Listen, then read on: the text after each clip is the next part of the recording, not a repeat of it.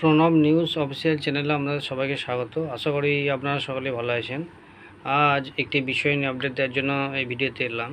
তো প্রথমেই বলি, যারা চ্যানেলটি প্রথম দেখছেন আমরা প্রত্যেকে লাইক শেয়ার কমেন্ট ও সাবস্ক্রাইব করবেন, এবং যারা চ্যানেলটি দীর্ঘদিন দেখছেন কিন্তু লাইক শেয়ার করেননি আপনারা প্রত্যেকে লাইক শেয়ার কমেন্ট ও সাবস্ক্রাইব করবেন।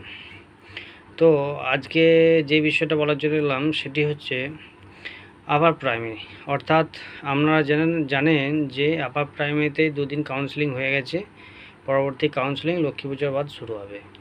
তো আপাতত এই সময়টা এখন সব কিছুই বন্ধ থাকবে, যেহেতু পুজো। আফটার লক্ষ্মী পুজো আবার নতুন করে কাউন্সেলিং, মানে যাদের বাকি আছে তাদের কাউন্সেলিং আস্তে আস্তে শুরু হবে। তো এর মধ্যে আপনারা কি করবেন? এর মধ্যে এখন করণীয় কিছুই নেই।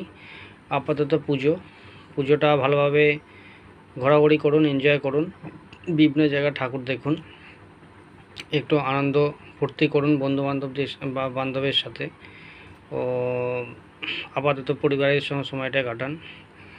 আর যে বিষয়টা বলা, যে কাউন্সেলিং তো শেষ হবে, তারপরে হয়তো রেকমেন্ডেশন, তারপর জয়েনিং। কিন্তু পর্বটা যতটা সহজ মনে হচ্ছে হয়তো ততটা সহজ না হতেও পারে। তবুও বলবো কাউন্সেলিংয়ের মতন চলবে।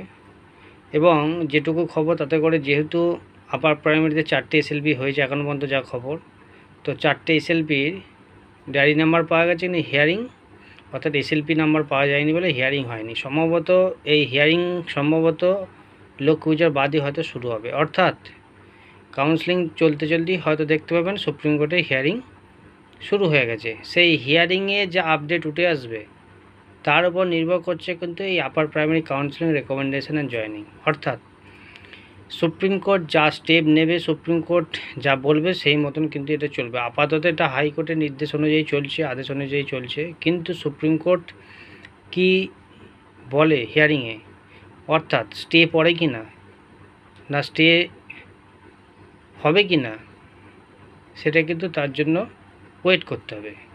অর্থাৎ সুপ্রিম কোর্ট যা বলবে সেই মতোই পরবর্তী প্রক্রিয়া কিন্তু শুরু হবে। আপাতত হাইকোর্টের নির্দেশ বিনা হচ্ছে, ঠিক আছে। কিন্তু আমি আবারও বলছি, আপনারা আপাতত এই সময়টা পরিবারের সাথে কাটান, একটু এনজয় করুন, ঘোরাঘুরি করুন, ফ্রেন্ডের সাথে ঘোরাঘুরি করুন, ঠাকুর দেখুন। কারণ অলরেডি আপার প্রাইমারি যারা ক্যান্ডিডেট তাদের জীবন থেকে 10 বছর 11 বছর চলে গেছে। আনন্দ ফুর্তি বলে কিছু নেই, পুজো বলে কিছু নেই, তবুও কিছু করার নেই, এভাবেই থাকতে হবে যতদিন না কিছু হচ্ছে। আর এই প্রসঙ্গে একটা বলি, যেহেতু সুপ্রিম কোর্টে বিষয়টা চলে গেছে, তো সুপ্রিম কোর্টে কিন্তু হিয়ারিং কিন্তু জোরালো হবে।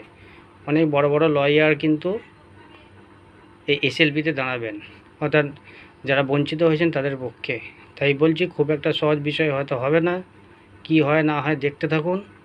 আপাতত হিয়ারিং থেকে যা তথ্য উঠে আসবে অবশ্যই আমি পরবর্তীতে আপনাদের আপডেট দিয়ে দেবো, চিন্তা করার কোনো কারণ নেই। আমরা নিশ্চিন্তে থাকুন, এই সময়টা এনজয় করুন। ধন্যবাদ।